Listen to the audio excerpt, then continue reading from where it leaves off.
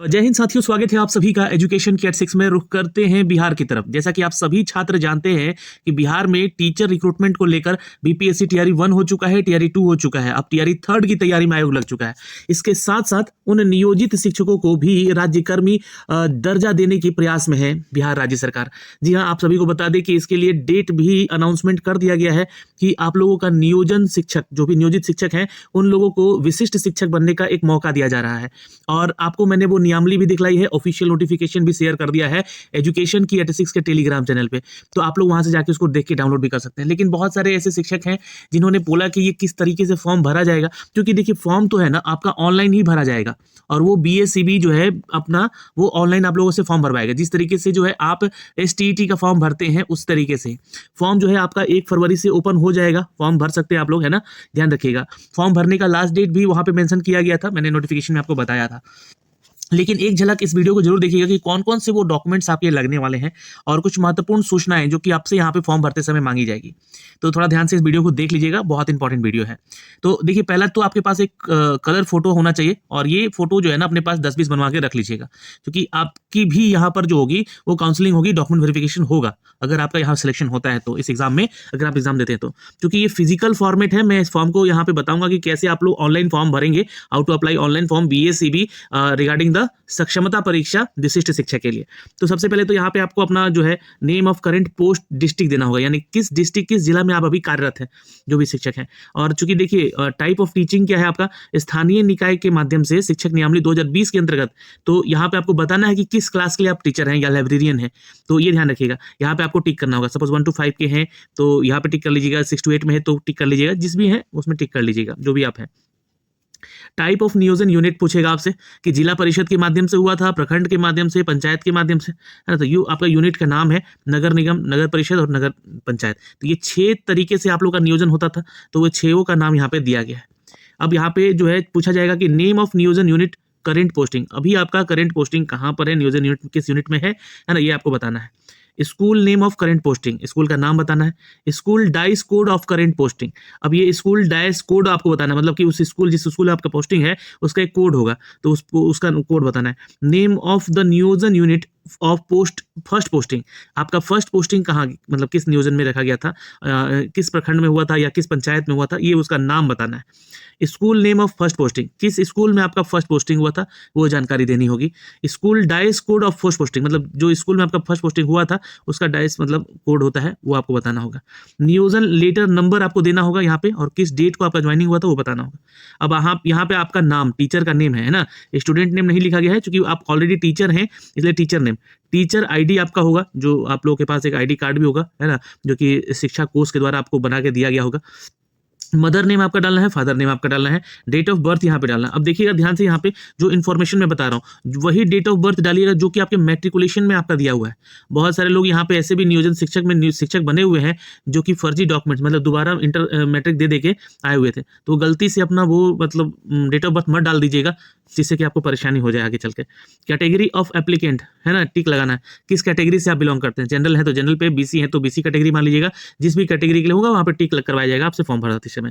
यहाँ पे आपको जो है ना अपना कैटेगरी बताना है, मेल है, फीमेल है या ट्रांसजेंडर है, ठीक है, ये तो आपको पता ही होगा। Do you belong to differently abled category, मतलब आप क्या पीएच कैटेगरी से बिलोंग करते हैं, तो किस कैटेगरी में आप आते हैं, हियरिंग डिसेबल है या मेंटली डिसेबल है या लोकोमोटर डिसेबल है, तो ये आपको यहाँ पे बताना होगा। अपना आधार नंबर आपको देना होगा, ठीक है। अब यहाँ पे आधार नंबर आपको दे देना होगा अपना, ध्यान से सुन लीजिएगा, ये चूंकि नियोजित का जब आपका रिक्रूटमेंट हुआ था उस समय आपका आधार नंबर नहीं मांगा था, लेकिन बाद में आप लोगों से आपका पंजीयन करवाया गया था तो उसमें आधार उधार सब मांगा गया था, तो ये इससे मैच कराया जाएगा आपका। फिर एजुकेशन क्वालिफिकेशन में जब आएंगे तो डॉक्यूमेंट्स के बारे में थोड़ी सी जानकारी आपको वहाँ पे अपलोड भी करनी होगी। यहाँ पे तो मैं जानकारी बता दूं, मैट्रिक का सर्टिफिकेट और मार्कशीट दोनों आप लोगों से मांगा जाएगा, इंटरमीडिएट का भी, ग्रेजुएशन का भी, और not mandatory for the class 1 to 5 teacher. अब ये यहाँ पे एक चीज मेंशन कर दिया गया है, ग्रेजुएशन वाला जो है आपका सर्टिफिकेट जो 1 to 5 के टीचर के लिए नहीं होगा, तो जो लोग सक्षमता परीक्षा दे रहे हैं क्लास 1 to 5 के लिए ग्रेजुएशन वाला नहीं भी डालेंगे तो चलेगा, और पोस्ट ग्रेजुएशन भी यहाँ पे 1 to 8 तक के लिए नहीं भी डालेंगे तो चलेगा। ट्रेनिंग क्वालिफिकेशन के बारे में देखिए, अब इन सब का जो है मार्कशीट और सर्टिफिकेट तो रख ही लीजिएगा, ये बहुत इंपॉर्टेंट है, और सब कुछ ध्यान से यहाँ से आपको भरना है। डिवीजन, परसेंटेज, कितना फुल मार्क्स था, पासिंग मार्क्स क्या था, रोल नंबर क्या था, रोल कोड क्या था, है ना, मैट्रिक से लेकर आपका ग्रेजुएशन तक भर दीजिएगा।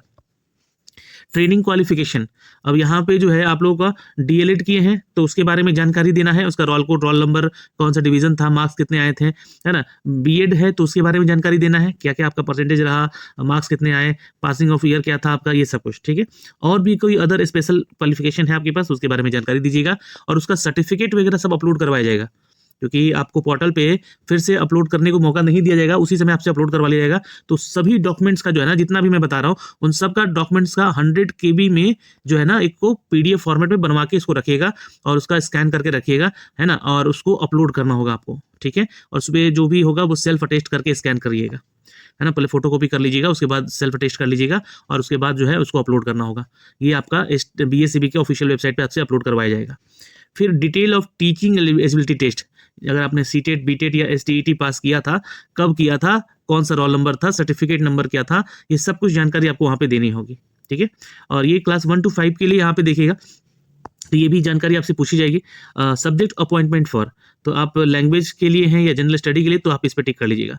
6 to 8 में किस सब्जेक्ट के लिए आप टीचर हैं वो टिक करके बता दीजिएगा, या फिर अगर आप 9 to 10 में टीचर हैं तो किस टीचर के लिए आप हैं यहाँ पे, है ना। अपॉइंटमेंट फॉर है तो ये ध्यान रखिएगा, जिस भी टीचर के आप वहाँ पे हैं टीचर, तो उसी में तो अपॉइंट कीजिएगा ना, तो ये आपको टिक करके बताना होगा यहाँ पे, ठीक है। ये सारे सब्जेक्ट्स के नाम दिए गए हुए हैं।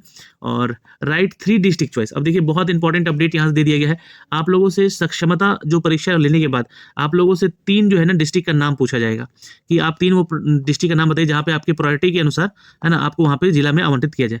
तो जिस जिला में आप हैं, अगर खुश हैं, उस जिला में रह रहे हैं, जॉब कर रहे हैं, तो उस जिला का नाम पहले दे दीजिएगा। दूसरा और तीसरा जिला का नाम वो दीजिएगा जो कि उस जिले से संबंधित आसपास जिला हो, है ना, जहाँ से आपको आने जाने में कन्वीनियंट हो, ठीक है। परमानेंट एड्रेस और करस्पॉन्डेंस एड्रेस दीजिएगा। मोबाइल नंबर सोच समझ के दीजिएगा, है ना, और ईमेल एड्रेस भी सोच समझ के दीजिएगा, जो कि चेंज ना हो बीच में, और उसी पे OTP वगैरह सब कुछ आएगा। और ये मोबाइल नंबर आपको हमेशा के लिए रखना होगा। ऑफिशियल अगर यूज़ कर रहे हैं बैंक वगैरह में तो भी इसको जो है आधार कार्ड से लिंक करके भी रखना होगा। और ध्यान रखिएगा, ये अगर आधार कार्ड से लिंक नहीं रहेगा तो समस्या आएगी आगे चलकर आपको। तो ये सारी जानकारियाँ थी, और आई डिक्लेरेशन पे यहाँ पे क्लिक करके फिर आपको अपना प्लेस और सिग्नेचर यहाँ पे अपलोड करना होगा। फोटो तो अपलोड कर ही दिया था आपने, और बाकी सारे डॉक्यूमेंट जो है यहाँ पे दिए गए उन सभी डॉक्यूमेंट्स को भी अपलोड करना है, ये एजुकेशनल डॉक्यूमेंट्स, ठीक है। फिर इसके अलावा जो डॉक्यूमेंट्स आपसे लिया जाएगा, हो सकता है यहाँ पे कि आपके कास्ट सर्टिफिकेट का डॉक्यूमेंट लिया जाएगा, है ना, अगर आप निवासी रखते हैं, है ना, तो वो जाति, और आपका जो है OBC से है तो NCL लिया जाएगा, और SC/ST से है तो SC/ST का जाति लिया जाएगा, EWS है तो आपको EWS का सर्टिफिकेट लिया जाएगा। तो ये सारी चीज़ें आप बनवा के रख लीजिएगा अभी, और ये सारी चीज़ें आपको वहाँ पे अपलोड भी करनी होगी फॉर्म भरते समय। तो ये जानकारी हमने आपको दे दी है, कौन कौन से डॉक्यूमेंट की ज़रूरत पड़ेगी आपको। तो इस वीडियो को अगर देख रहे हैं तो प्लीज़ शेयर कर दीजिएगा, और जैसे ही इसका ऑफिशियल लिंक एक्टिवेट होगा मैं आपको फॉर्म भर के भी ज़रूर बताऊंगा। कोई भी शिक्षक हैं अगर आप, तो आप प्लीज़ कॉन्टैक्ट कीजिएगा, आपके ही ID से मैं किसी का फॉर्म भर के भी बता दूंगा कि आपको इसके लिए कैसे आवेदन करना है, और जिससे कि सभी को फायदा हो सके। फिलहाल इस वीडियो में इतना ही, फिर मिलेंगे अगली वीडियो में। जय हिंद।